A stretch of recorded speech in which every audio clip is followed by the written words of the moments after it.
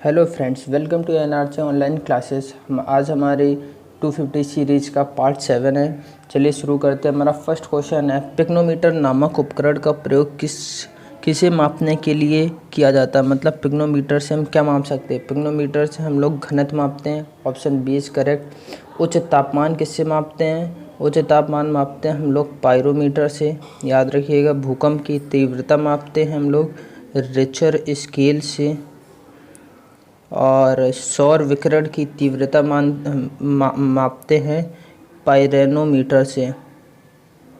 4 question बन गए। Next question है हमारा, जहाज़ों में समय मापने के लिए प्रयुक्त उपकरण। जो जहाज़ों में हम लोग क्रोनोमीटर से समय माप सकते हैं।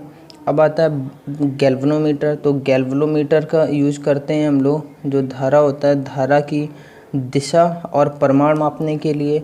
अब आपको दिमाग में क्वेश्चन आएगा कि अमीटर का भी यूज़ करते हैं। अमीटर का यूज़ जो होता है वो सिर्फ धारा का परिमाण मापता है, और जो गैल्वेनोमीटर होता है ये दिशा और परिमाण दोनों मापता है। तो याद रखिएगा। सोनोमीटर आप खुद बताइए, बता भी चुका हूँ मैं पहले। और जो बोलोमीटर है, बोलोमीटर से हम लोग ऊष्मीय विकिरण मापते हैं। अगर ऑप्शन में ऊष्मीय विकिरण नहीं है, अगर ऑप्शन दिए गए हैं हमारे कि तापमान मापते हैं या तरंगदैर्घ्य मापते हैं और या आवृत्ति मापते हैं या वेग, तो तब ऑप्शन हो जाएगा हमारा करेक्ट। क्या हो जाएगा, तापमान। नेक्स्ट क्वेश्चन है हमारा, उपग्रह संचार के लिए कौन सी विद्युत चुम्बकीय विकिरण प्रयुक्त की जाती है। मतलब कि दूर संचार के लिए हम लोग कोई एक विद्युत चुम्बकीय विकिरण का प्रयोग करते हैं। ये हमारे 4 ऑप्शन दिए हुए हैं। या आप बोल सकते हो उपग्रह संचार को टेली कम्युनिकेशन के लिए तो हम लोग सूक्ष्म तरंगों का यूज़ करते हैं। सूक्ष्म तरंगों का यूज़ हम लोग ओवन में भी यूज़ करते हैं। ये कई बार पूछा गया हुआ है कि ओवन में कौन सी तरंगें होती हैं, सूक्ष्म तरंगें, माइक्रोवेव भी बोल सकते हैं। सौर ऊर्जा का रूपांतरण रासायनिक ऊर्जा से होता है, किसके दौरान होता है। तो आपको खुद ही समझ आ रहा है, सौर ऊर्जा है तो सूर्य होगा तो 4 ऑप्शन का हो जाए, प्रकाश संश्लेषण के दौरान। जब प्रकाश संश्लेषण होगा तभी होता है ये। नेक्स्ट क्वेश्चन है हमारा, जल प्रवाह को मापने की यूनिट क्या है। तो जो जल प्रवाह है वो हमारा क्यूसेक मात्रक होती है इसकी। अब आता है ओम मीटर किसकी मात्रक है। तो ओम मीटर है हमारी किसकी, विद्युत प्रतिरोधकता की, विद्युत प्रतिरोधकता की। अब माइक्रो और मिली तो पता है क्या होते हैं।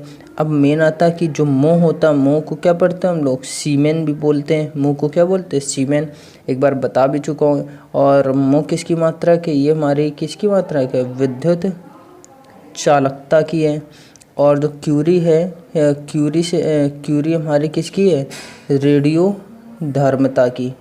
इसको याद रखना, क्यूरी किसकी होती है, हमारी रेडियो धर्मता की।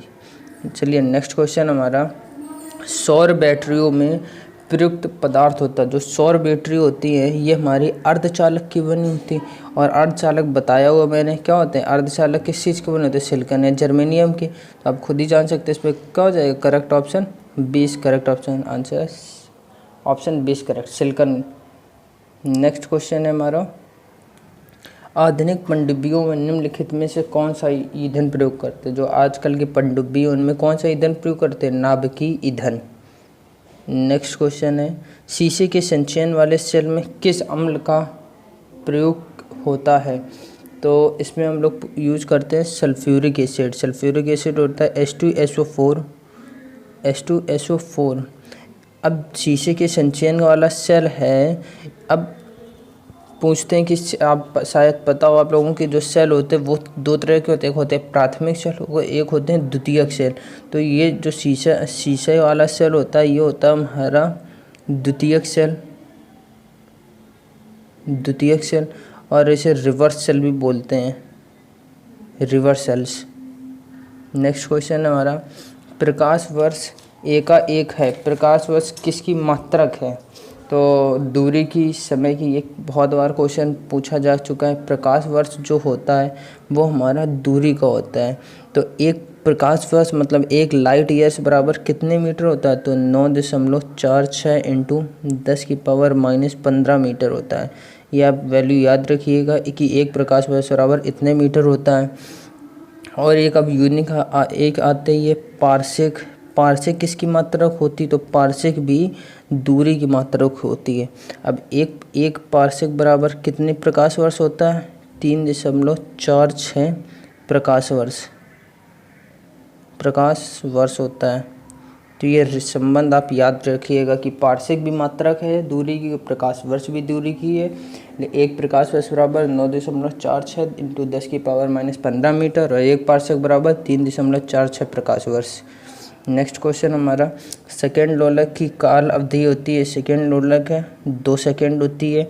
अब इसकी लंबाई की बात करें तो बोल सकते हैं 1 मीटर या 100 सेंटीमीटर। 2 ही क्वेश्चन बनते हैं इससे। नेक्स्ट क्वेश्चन, अधिकतम जैविक क्षति किससे होती है, मतलब क्षति कि अगर ये जो किरणें हैं किसी ये कोई किरण है डाली गई किसी भी वस्तु पे तो पूरी तरह से नष्ट हो जाएगी। तो सबसे ज़्यादा क्षति होती है हमारी गामा की, सबसे ज़्यादा क्षति होती है हमारी गामा की वजह से, गामा की, उससे कम बीटा, उससे कम अल्फ़ा। और आप खुद ही जान सकते हैं, देखो आप एक्सरे करवाने जाते हैं, आपकी बॉडी से किरणें पास होती है, कहीं क्षति होती है तो सबसे इससे कुछ होता ही नहीं, इससे फ़र्क नहीं पड़ता है। तो सबसे ज़्यादा होता है हमारा क्या होता है, सबसे ज़्यादा गामा, उससे कम होता है हमारा बीटा और फिर उससे कम होती है हमारी क्या अल्फ़ा किरणें, अल्फ़ा। ये सबसे ज़्यादा क्षति गामा से, फिर उससे कम बीटा और अल्फ़ा। अब अगर पूछ दे आयनीकरण सबसे ज़्यादा किस में होता है, तो आयनीकरण तो आयनीकरण क्षति का उल्टा होता है। जिसमें सबसे ज़्यादा क्षति होगी उसमें सबसे कम आयनीकरण होएगा और जिसमें सबसे ज़्यादा आयनीकरण है तो उसमें सबसे कम क्षति होएगी।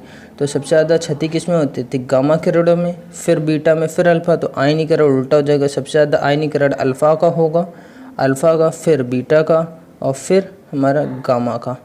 नेक्स्ट क्वेश्चन है हमारा, घरेलू प्रशीतक में सामान्यतः कौन सा प्रशीतक प्रयोग किया जाता है, तो ये इसका ऑप्शन है फ्रेयॉन। नेक्स्ट क्वेश्चन, पदार्थ की तरंग किस प्रकार की होती है, तो ये होती है हमारी डी ब्रोगली तरंगें।